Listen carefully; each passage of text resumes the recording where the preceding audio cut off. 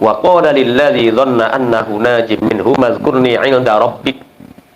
Jadi melanjutkan setelah kemarin Nabi Yusuf masuk di dalam penjara, ada dua pemuda yang sama-sama masuk penjara. Nah, ulang sedikit. Siapa dua pemuda itu? Dua pemuda itu adalah mata-mata dari negara Yaman, karena saat itu Raja Yaman ingin membunuh Amalikoh atau salah satu Amalik, raja besar dari Mesir yang bernama Royan bin Walid. Akhirnya kedua-duanya ini diberi janji bahwa kalau salah satu di antara kalian mampu membunuh Raja Royan bin Walid, maka akan diberi kekayaan terbanyak di Mesir. Akhirnya ternyata kedua-duanya ini terbongkar dan kedua-duanya dimasukkan ke dalam penjara. Akhirnya di dalam penjara ini bertemulah dengan Nabi Yusuf. Nabi Yusuf mentakwili mimpi mereka. Nah, akhirnya Nabi Yusuf mengatakan, wa qala lilladzi dhanna annahu najim minhu mazkurni 'inda rabbik. Nabi Yusuf mengatakan kepada pemuda, yang pemuda ini akan disangka dia akan selamat. Yang satu akan dihukum mati, yang satu selamat. Yang selamat ini nanti Mas, kalau sampean bebas dari bui ini, dari penjara ini, tolong ceritakan keadaan saya. Keadaan yang bagaimana, bahwa ada orang yang tidak bersalah di penjara, ada orang keturunan orang mulia di penjara, ada orang soleh di penjara. Tolong ceritakan ini kepada pemimpinmu. Fa'ansahu syaitanu dzikra rabbih. Akhirnya setan membuat orang atau anak muda yang diminta tolong sama Nabi Yusuf ini dilupakan. Lupa untuk menceritakan keadaan Nabi Yusuf. Akhirnya Nabi Yusuf diam di penjara sampai 7 tahun. Banyak kejadian. Setelah Nabi Yusuf, kan ini awal, minta tolongnya ini awal. Nanti sebentar lagi kamu bebas, kata Nabi Yusuf. Tolong keadaanku di sini ceritakan kepada pemimpinmu. Akhirnya betul orang ini keluar. Malaikat Jibril datang kepada Nabi Yusuf. Ya Yusuf, inna rabbaka yukri'ukas salam. Wahai Nabi Yusuf, Allah Tuhanmu telah mengirimkan untukmu salam. Nabi Yusuf kemudian membalas salam. Kemudian malaikat Jibril mengatakan, ya Thahir ibn Thahir, wahai orang suci dari keturunan orang suci, apakah engkau Yusuf tidak malu meminta yang lemah, minta tolong, uzkurni inda rabbik, minta tolong sampaikan kepada pemimpinmu, ceritakan tentang aku. Apakah engkau tidak malu sama Allah meminta tolong kepada makhluk? Nabi Yusuf mengatakan, Masya Allah, iktimat, bersandar kepada makhluk, satu kata. Iya, satu kata. Akhirnya malaikat Jibril mengatakan, karena kesalahanmu satu kata ini engkau akan dipenjara 7 tahun. Falabitha fi sijni bid asinin. Kalau kita bandingkan dengan kehidupan kita hari ini, kita sudah minta tolong makhluk berapa kali sehari? WA, Mas, punya uang Mas?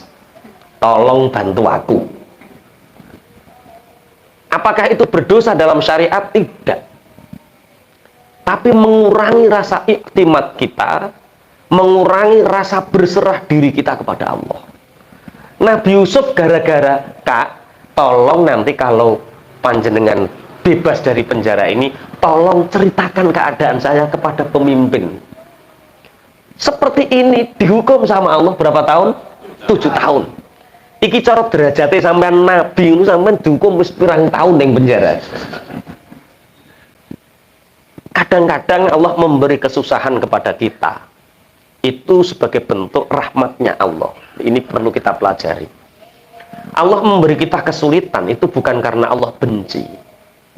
Allah memberi kita ujian bukan karena Allah benci, tapi itu adalah satu rahmatnya Allah terhadap kita.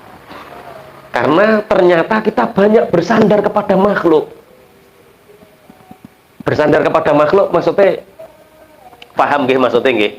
Jadi semua paradigma kehidupan iki jenengan konsep kaya-kaya iki nek tak lobby iki kuku dadi ngene, iki tak lobby iki dadi ngene, iki tak lobby iki dadi ngene, kuku asile ngene. Tapi ternyata kehidupan tidak seperti apa yang kita bayangkan. Bar mbok lobby mbok sangune duit 20 juta gak mati wonge. Akhirnya dalam satu riwayat yang lain malaikat Jibril bertanya setelah kejadian ini. Jadi kata-kata kurni inda rabbik, Kak, tolong ceritakan kepada pemimpinmu tentang keadaanku. Minta tolong kepada makhluk ini nih, mengakibatkan dampak yang luar biasa kepada Nabi Yusuf. Gampangannya sampai 7 tahun dihukum ning penjara. Malaikat Jibril datang menyampaikan salam Allah kepadanya. Malaikat Jibril bertanya, apakah engkau tidak malu kepada Allah meminta pertolongan kepada makhluk? Yusuf, iya malaikat Jibril. Siapa yang menolongmu ketika engkau berada di sumur? Allah. Yusuf, siapa yang menyelamatkan engkau ketika dirayu Zulaikha untuk diajak berzina? Siapa yang menyelamatkanmu? Allah. Siapa yang menyelamatmu ketika engkau digoda 40 wanita dan engkau terbebas dan berlindung kepada Allah? Siapa yang menyelamatkanmu? Jawabnya biar Allah. Tapi kenapa engkau ketika baru mentakwili mimpi seseorang dan kamu meyakini dia akan keluar, engkau meminta tolong kepadanya? Kenapa engkau meminta tolong kepada Syurhum? Syurhum itu nama anak muda yang dimintai tolong, namanya apa? Syurhum. Karena inilah wahai Yusuf, kamu akan diuji oleh Allah di penjara ini 7 tahun. Falabitha fisijni bid asini. Padahal, nah inilah, semakin kita bersandar kepada makhluk, ya timat ngejib ke makhluk, siap-siaplah kecewa. Kalau kita punya harapan kepada makhluk, itu berarti kita menyengaja diri kita untuk kecewa. Tak jib-jib nih, jebulin blegedes. Maka yang tidak pernah kecewa adalah ketika kita selalu bersandar dan berharap kepada Allah. Tapi ngeten iki ya abot. Ono cah Lamongan, bukan bocah, wong Lamongan. Tapi orangnya nggak hadir di sini. Wong Lamongan datang. Hutangnya berapa, Pak? 4 miliar, Pak Yai. 4 miliar. Bagaimana, Pak Yai, cara lepasnya? Satu, Pak, iktimat Allah. Sandarkan semua kepada Allah. Perbaiki hidup Anda dengan Allah. Iktimat Allah. Senden ning Allah, urusanmu ki serahke ning Allah. Kok nek mbok serahke, mbok lepaske, engko Allah ngekeki solusi siji-siji. Jire wong Lamongan ki, "Mbah Pak Yai, aku nek pasrah Allah modele gak ndang iso ceket-ceket model." Kok iso gak iso ceket-ceket gini? Ya pancen Allah itu Al-Jabbar, Allah itu maha sakarepe dhewe. Jadi ingat ketika kita hari ini mungkin diuji sama Allah, ingat itu mungkin kita terlalu banyak bersandar kepada makhluk. Bisnis iki tak serahke ning gone mentor sing kondang, sing gajine gedhe, engko asile ngene, oleh ngono kuwi. Ya oleh, tapi jangan sandarkan. Kita meminta bantuan, boleh. Meminta tolong kepada makhluk, boleh. Tapi bagi derajat ambiya, derajat mursalin, itu dihukum. Jadi wong semakin parek Allah itu, orang semakin dekat sama Allah itu, ya semakin persetan dengan makhluk. Seneng monggo, ora seneng monggo. Tapi ojo kok teror. Ini ilmu hati, bukan ilmu perilaku. Iling-iling, ini fi'lul qalbi, pekerjaan hati. Perilaku kita terhadap makhluk menghormati. Perilaku kita terhadap makhluk menghargai. Perilaku kita terhadap makhluk ya sopan santun, adab, etika, itu perilaku fi'lul af'al, pekerjaan zahir. Tapi pekerjaan hati gak butuh ning ngene makhluk.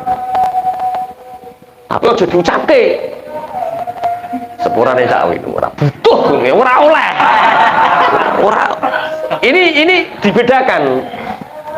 Pekerjaan zahir apa? Kita menghargai, menghormati, layaknya masyarakat biasa, itu pekerjaan zahir. Tapi pekerjaan hati kita, persetan dengan makhluk, nggak butuh sama makhluk, kita hanya bersandar kepada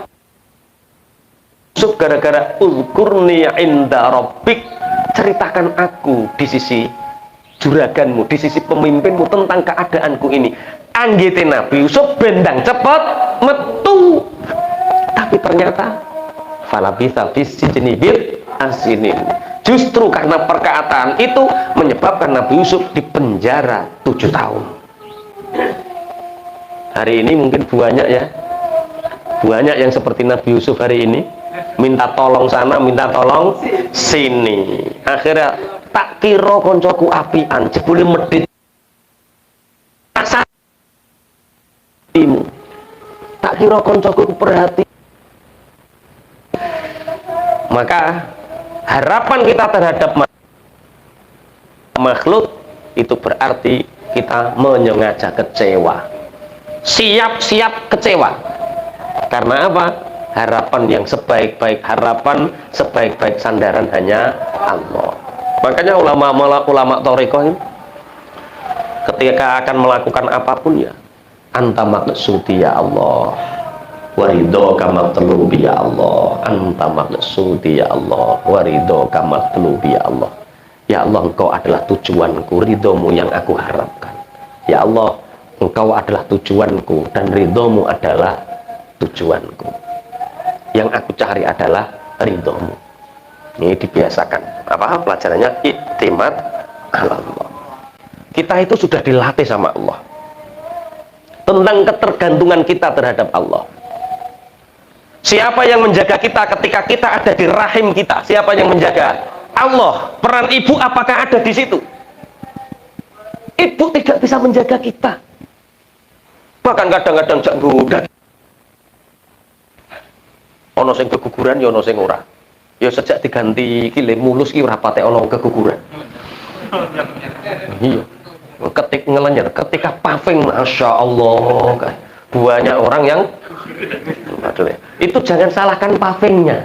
Berarti nek punya lah nih paving nih, ora paham pelajaran ini. I'timad alam. Ketika kita di rahim, di dalam kandungan ibu, tidak ada yang menjaga. Yang menjaga hanya Allah. Kita hidup, asupan gizi kita cukup, nyawa kita, lah yo bu angen-angen. Ning jero iso ambekan. Detak jantung cetit. Tahu ketika USG ya? Sing gak ngerti berarti gak open karo bojone. Mosok gak ngerti. Suara jantung detake piye ora ngerti. Uga suami siaga itu. Kita sialan. Berarti ono suami siaga, ono suami sialan. Astagfirullah. Nah itu ya Allah, kita ya Allah. Nafas, detak jantung hidup di dalam kandungan. Lahir itu ketika kita kecil, kita tidak punya harapan siapa-siapa, nangis. Itu hanya Allah yang menjaga. Tangan yang gegem sak pituruti. Kemudian mimi. Lah inilah mulai kita proses di mana hijab Allah mulai banyak, di mana Allah mulai tertutup. Ketergantungan manusia terhadap Allah mulai terkikis. Dimulai dari mana? Mimi ibu. Ketergantungan terhadap ibu. Bahkan ono sing cerdas. Ibu ngaleh nangis. Berarti mulai saat itu manusia sudah mulai ketergantungan terhadap ibu. Hijab dengan Allah mulai. Kemudian mulai sampai umur berapa butuh ibu? 2 tahun ibu. Jadi ayah wis rapatek pokoknya. Ayah iku nggo serep. Pokoknya goleki ayah nek butuh apa? Jajan. Lah, ini mulai masalah lagi. Ketika makhluk yang namanya manusia sudah bergantung kepada ibu, Allah sudah mulai terhijab. Bahwa semua urusan kita diurusi Allah itu semakin terhijab. Ngerti ini semua urusan diurusi oleh ibu. kemudian ditanamkan dari kecil. Ayo bapak apa neng di golek duit maksudnya. Iya toh caca nek pamitan ya bapak neng tipu golek duit nggo jajan. Akhirnya tertanam anak itu, oh yang mencarikan duit itu bapak. Terus mulai gede, tahu-taunya, oh ternyata orang itu bisa hidup karena cari uang. Berarti yang paling penting itu uang. Akhirnya urip kanggo apa? Golek duit, hijab terus. Padahal sebenarnya tidak. Kita itu sudah sangat diopeni oleh Allah. Hilangkan ketergantungan kita terhadap uang. Hilangkan ketergantungan kita terhadap siapapun makhluk. Ini fi'lul qalbi, pekerjaan hati. Hilangkan semua itu. Nolkan. Saya hanya butuh Allah. Urusanmu akan selesai semua. Kalau hari ini urusan kita belum selesai, itu berarti kita belum menetralkan hati kita bahwa kita dalam perlindungan Allah, kita dalam pertolongan Allah. Gue uji angen-angen lunase utang nganggo duit.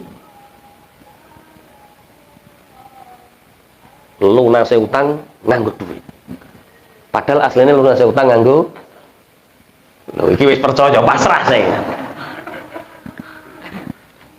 1 tahun yang lalu ora percaya deh. Iya, yo pasrah kok katok mau alam. Karena antara pasrah dengan katok sehelai rambut jaraknya. Tawakal dengan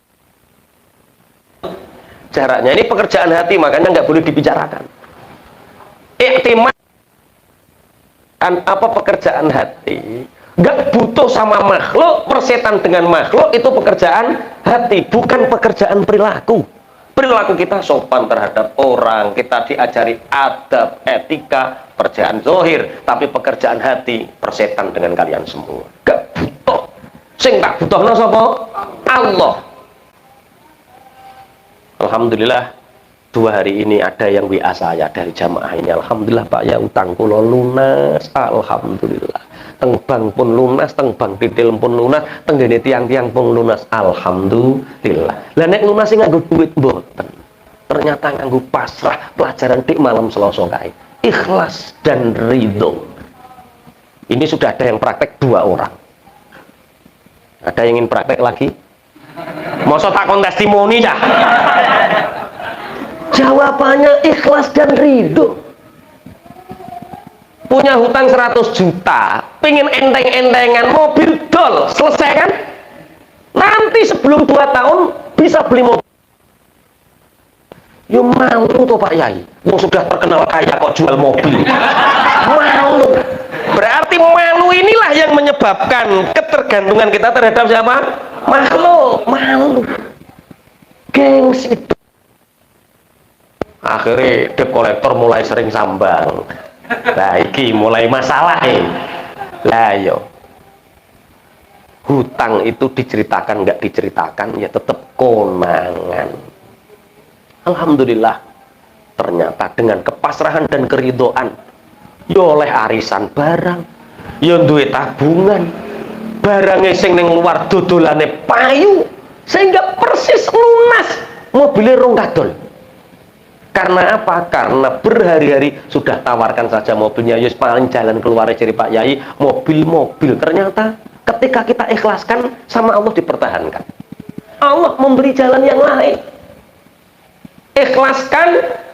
Jadi ketika kita memberatkan sesuatu, gegem barang ini, maka ini akan lepas. Tapi ketika kita ikhlas ridho, ulu, Allah mempertahankan untuk kita. Nggak percaya, bojomu genggam tenanan. Apa yang bungkal, ojo dek, dibedo wong, kayonen sampean. Ojo. WA dicek setiap jam. Kamu ini punya hubungan dengan siapa saja? Jenenge wedok kabeh. Bakul panci wedok, bakul piring. Istrimu genggam sekuatnya. Lepas, Pak. Lepas tidak? Lepas, pasti lepas. Semakin kamu menggenggam, maka akan semakin lepas.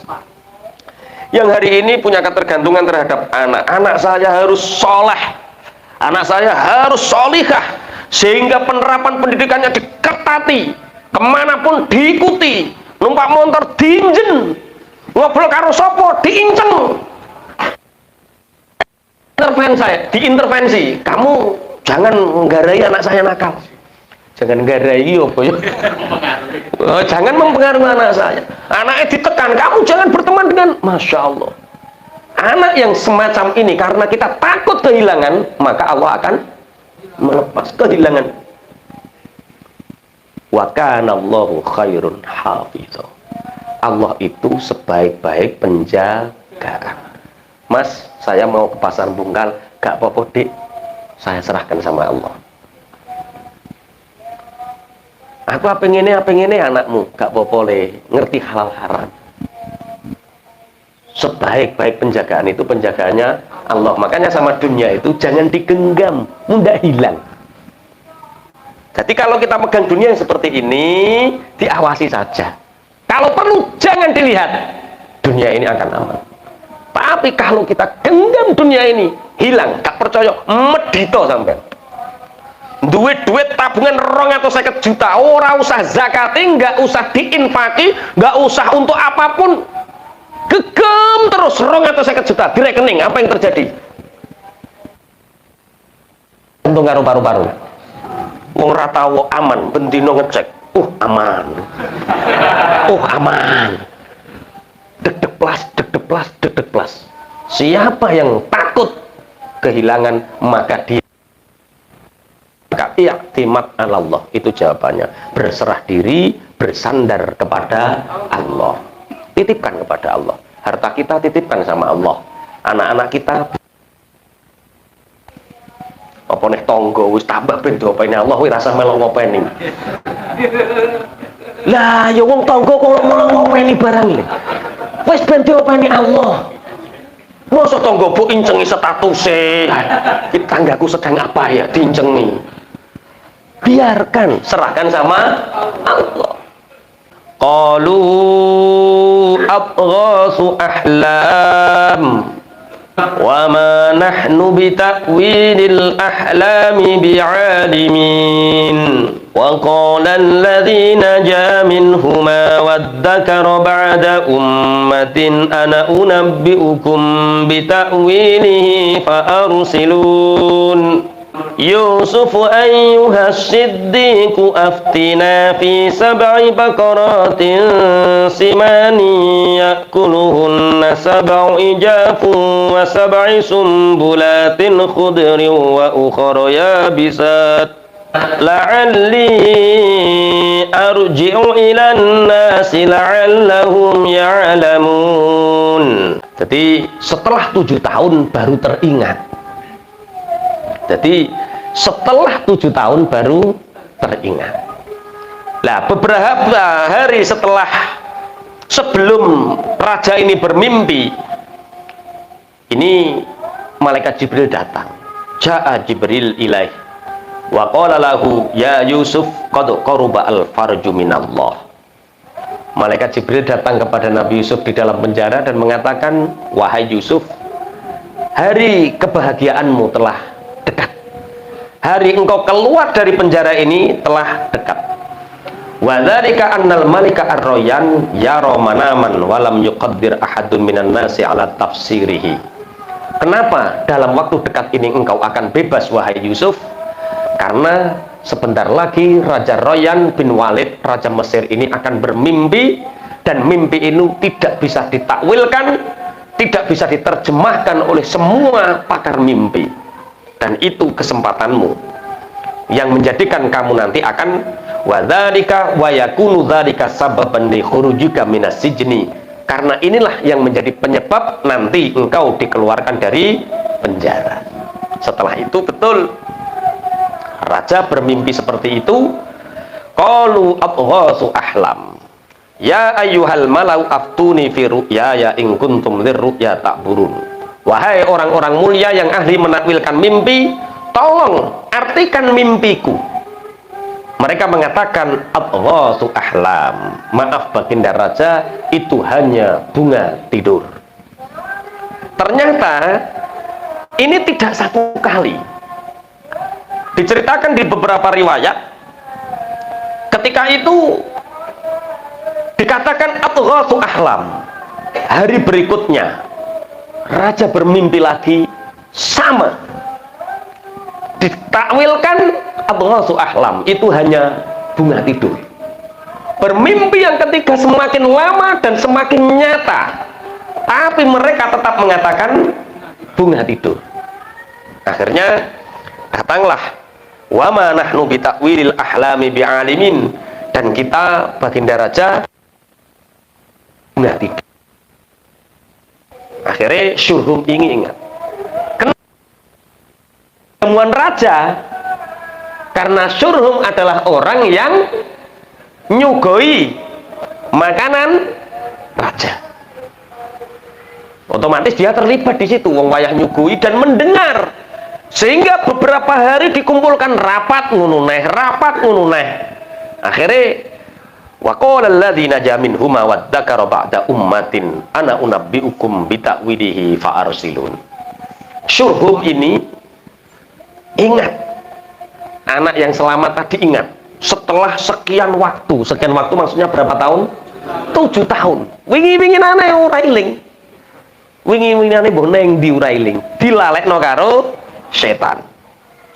Ana unabbiukum bita'wilihi fa arsilun. Wahai baginda raja dan para pentakwil mimpi, aku akan menceritakan kepada kalian tentang arti mimpi ini. Maka berilah mandat kepadaku. Jadi setempel, mandat dan sebagainya itu sesuatu yang sangat kuno mekuno. Ringkasnya cerita, terus Syurhum ini diberi apa? Mandat. Dia niliin Nabi Yusuf di penjara. Yusufu ayyuhas siddiq. Nah, ini cara merayu seseorang seperti itu. Kalau kita ingin di ACC, ya apian. Jadi hati-hati kalau ada orang memuji kita, itu biasanya ada karetnya. Yusufu ayyuhas siddiq. Kenapa kata-katanya as-siddiq? Karena selama 7 tahun Nabi Yusuf di penjara, itu dia nggak pernah berbohong. Dia banyak bantu orang, dia banyak menyelesaikan masalah orang lain. Makanya Nabi Yusuf dikatakan ayyuhas siddiq. Aftina fi sab'i baqaratin simani ya'kuluhunna sab'un ijafu wa sab'i sumbulatin khudri wa ukhra yabisat. Hei Yusuf yang jujur, takwilkan kepada kami tentang mimpi 7 sapi gemuk dimakan 7 sapi kurus. Makanya angka 7 itu angka yang spesial. Apapun angka yang disebutkan Al-Quran itu spesial. Nah, ini mimpi raja ini 7 sapi gemuk dimakan 7 sapi kurus. 7 ulen-ulen hijau padi dimakan 7 ulen-ulen kering. Yusuf, coba takwilkan, siapa tahu aku akan kembali kepada raja dan para pembesarnya, la'allahum ya'lamun, semoga mereka memahami takwil mimpi ini. 7 sapi gemuk dimakan 7 sapi kurus. 7 ulen-ulen padi yang hijau dimakan 7 ulen-ulen yang kering. Maksudnya apa itu Yusuf? Qala tazra'una sab'a sinina da'aba. Nabi Yusuf menjawab, kalian selama 7 tahun ini akan panen raya. Padi yang ditanam, semua tanaman yang ditanam itu akan panen raya selama 7 tahun. Fama hasattum fadharuhu fi sumbulihi illa qalilam mimma ta'kulun. Maka barang yang kalian panen, maka biarkanlah ulen-ulennya, kecuali sedikit dari yang kalian makan. Jadi begini, kalau kita panen padi itu biasanya bicarane dulu ojo bayang no ngedos saiki dulu. Kok kopi loh. Aneh-aneh itu caranya dipotong terus digepuk. Lah, ini tidak. Kalian ketika 7 tahun berturut-turut, itu prakteknya Nabi Yusuf di Pasrah itu membuat gudang. sekiranya pemerintah menyediakan, ini ilmu ekonomi, pemerintah menyediakan dana untuk membeli makanan pokok orang Mesir saat itu dengan harga yang tinggi, sehingga semua padi wajib dibeli pemerintah, dia hanya boleh makan seperlunya, sehingga nanti masyarakat ini punya ketergantungan terhadap pemerintah. Jadi nggak ada makelar, nggak ada mafia pangan. Saya kira akeh mafia pangan sampai sing duwe seleb bangkrut kabeh. Yo, nggak boleh ada mafia pangan, dan ini penting. Akhirnya Nabi Yusuf itu membuat gudang yang besar, sehingga setiap orang diberi sosialisasi bahwa setiap rakyat hanya boleh menyimpan sedikit dari panenannya, tapi panennya tidak boleh tapi panenannya harus saulen-ulene, jadi dimbenteles. Paham maksudnya ya? Jadi dipok, coro panen dipok, damene diresiki tapi dipok, sehingga ini bertahan 1 tahun. Sehingga yang paling bawah ini adalah tahun pertama. Jadi rakyat Mesir 1 tahun mengumpulkan bahan makanan pokok, pemerintah membeli dengan harga yang sangat mahal. Mereka senang nyimpen duit dirham dinar banyak, dia menyimpan sedikit. Mereka tidak tahu bahwa 7 tahun yang akan datang. Nah, akhirnya kemudian tahun kedua ditumpuk di atasnya, tahun ketiga ditumpuk di atasnya, sehingga sebenarnya paceklik ini tidak pada tahun ke-7, tapi sebenarnya pada masa berikutnya. Orang kan panen raya, sehingga mereka sangat kaya. Tapi karena pemerintah ini tahu 7 tahun akan paceklik, yang pertama, kedua, berarti sampai berapa sah? 7 sah. Nabi Yusuf memikirkan, ini kalau kita cukup, tapi bagaimana dengan negara-negara yang lain yang nanti juga akan menghadapi paceklik dan pasti menyulitkan kita? Agar tidak terjadi peperangan merambak karena paceklik, maka Nabi Yusuf membuat 1 gudang lagi, bahwa diperkirakan cara saiki sensus jumlah penduduk berapa, pakan butuh berapa, sedino iku cakwin mangane piro, toib mangane piro, disensus sehingga tahu kebutuhan beras sekian, kebutuhan kurma sekian, tahu. Dengan cara itu tahu, akhirnya nanti negara-negara yang lain ini untuk membantu semampunya. Nah, ini nanti makanya nanti dari Palestina itu ada yang ambil, ya diambilkan dari sini. Tapi dilalah rakyat Mesir ketika itu diuji sama Allah. Setelah uangnya banyak, mangan ra iso leren. Dadi cakwin wis dicatet sedina 3 piring, wayah itu 7 piring enggak war. Ujian. Dan itu seluruh rakyat Mesir sama. Ini kalau dituruti habis ini. Tapi karena konsisten, inilah pentingnya rakyat percaya terhadap pemerintah, sehingga tetap tidak dikeluarkan. Kan mereka sudah nggak punya makanan, kamu beli hanya boleh sekian, kamu beli hanya boleh sekian, sehingga dalam waktu 7 tahun paceklik ini, jadi ngeten, kalau orang punya uang banyak itu makannya sedikit, tapi kalau orang saat paceklik iku mangane akeh, mbok piye kok iso ngono.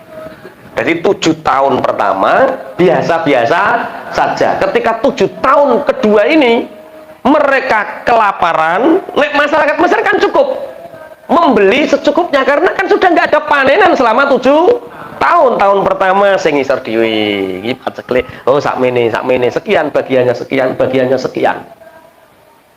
Tapi dilalah wayah paceklik itu orang diuji sama Allah gampang lapar. Orang petani ini yang numpuk dinar dirham itu ya dibuat makan. Bahasa seperti ini bisa dipahami ya. Itu nanti kalau jadi menteri ekonomi seperti itu caranya ya. Jadi ulen-ulennya ini takwil mimpinya seperti itu. Summa ya'ti min ba'di dzalika sab'un shidadu ya'kulna ma qaddamtum lahunna illa qalilam mimma tuhsinun. Yang disimpan ini nanti habis 7 tahun saat paceklik. Setelah itu summa ya'ti min ba'di dzalika 'amun fihi yughasun nasu wa fihi ya'sirun. Kemudian akan datang setelah masa paceklik itu orang-orang diberi gemah ripah oleh Allah dan kalian bisa memeras anggur saking gemah ripah. Jadi ujian pertama diuji dengan keberlimpahan, ujian yang kedua diuji dengan paceklik setelah masa 14 tahun masa aman. Wa qala al-maliku tuni bih falamma ja'ahu ar-rasul qala irji' ila rabbika fas'alhu ma balun niswati allati qatta'na aydiyahun inna rabbi bikaydihinna 'alim. Qala ma khadbukunna idh rawattunna yusuf 'an nafsihi qulna hasya lillahi ma 'alimna 'alayhi min su'. Qalat imra'atul 'azizil ana hashashal haqqu ana rawattuhu 'an nafsihi wa innahu laminas shadiqin. Dzalika liya'lama anni lam akhunhu bil ghaibi wa anna Allah la yahdi kaidal khainin.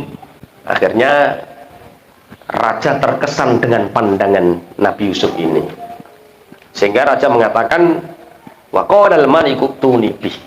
Sungguh benar sekali orang yang bisa menakwili mimpi ini, datangkan dia kepadaku. Kemudian ketika utusan raja ini datang kepada Nabi Yusuf mengatakan, tidak, saya jangan keluar dulu.